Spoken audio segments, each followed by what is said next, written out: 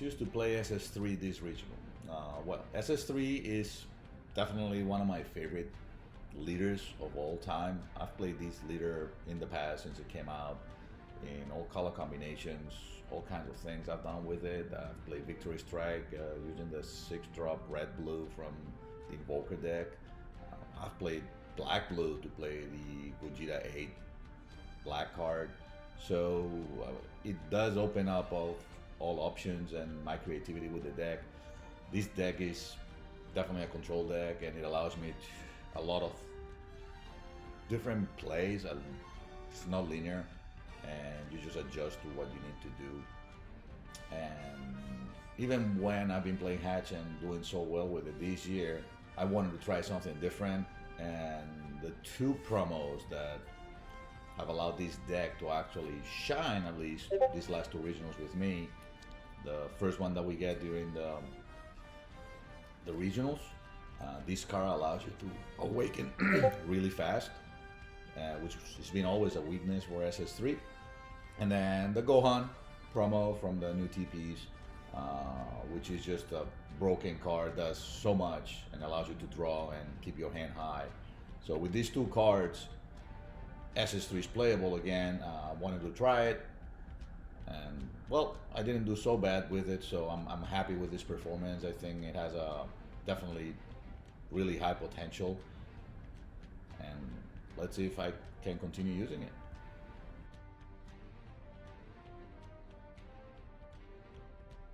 What were my toughest matchups? SS3 suffers like any other blue deck really against the most aggressive decks in the meta. So going into this tournament, I was kind of scared of Goku Xeno that my son Eric plays. Reboot Cell, it's another one that can go really aggro. Gohanks to a certain extent, but anything that goes really aggro.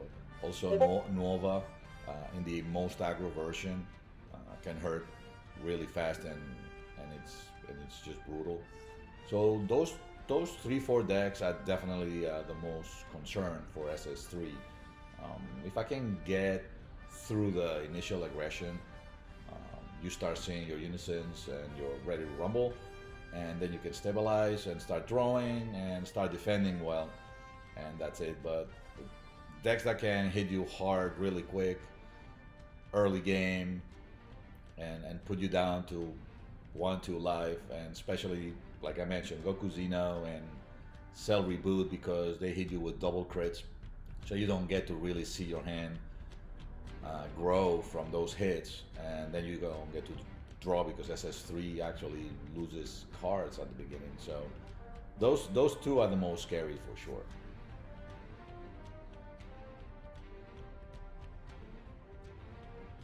There another deck that I would have considered for the event.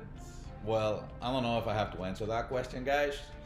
I'm well known for my Hatch, and that deck is always a consideration for any tournament, especially in the meta that we have been in the post-Nats. Before, it was not really playable. Hatch was really hard due to the decks that were just performing well. But after Nats, with the hit to A21 and some of the new decks coming out, it definitely pushed me to play Hatch again. And obviously, it's been doing well. Hatch is not easy to play in this meta. I think Bandai just hates Hatch, putting out all these A-drops continuously, every set for every color except black, so they don't give me anything, but they give everybody else something.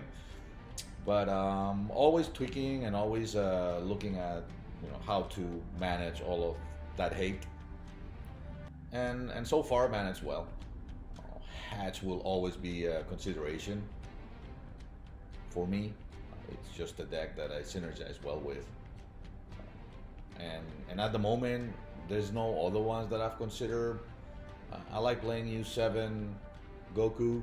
It's a good deck. It's actually a great deck, and I play it at locals, and I might play it at a regional sometime in the future.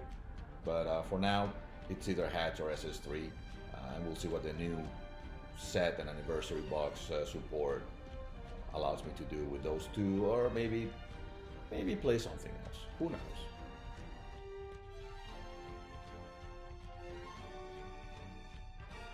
Side reliable throughout all my matches in the original. I should say yes.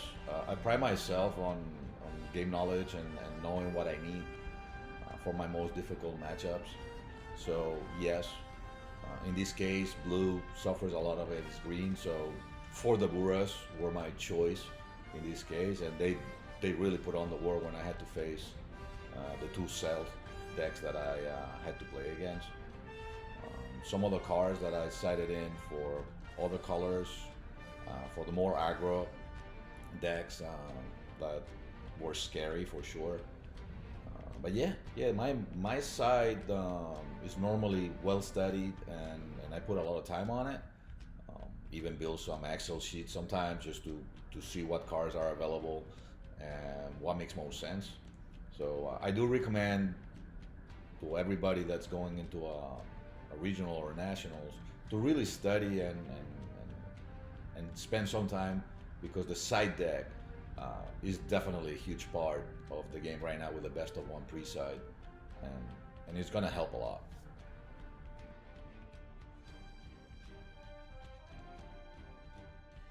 Shoutouts to my two kids, Hector and Eric, playing this game with me and traveling for locals and nats and regionals and anything necessary.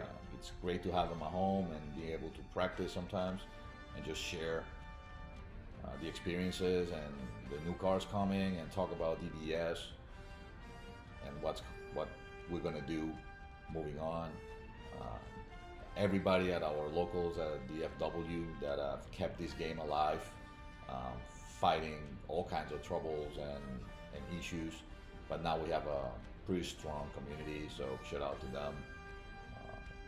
I love everybody that comes and talks to me, so shout out to those that have ever come up and just say hi to me at the Nats or regionals.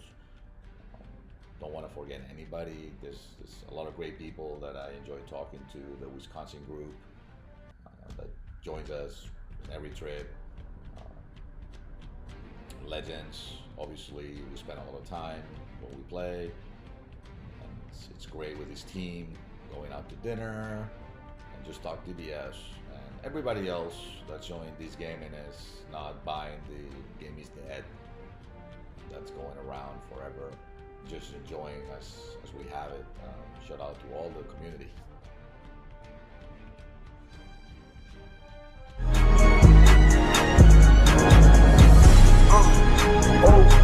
And this bitch going crazy.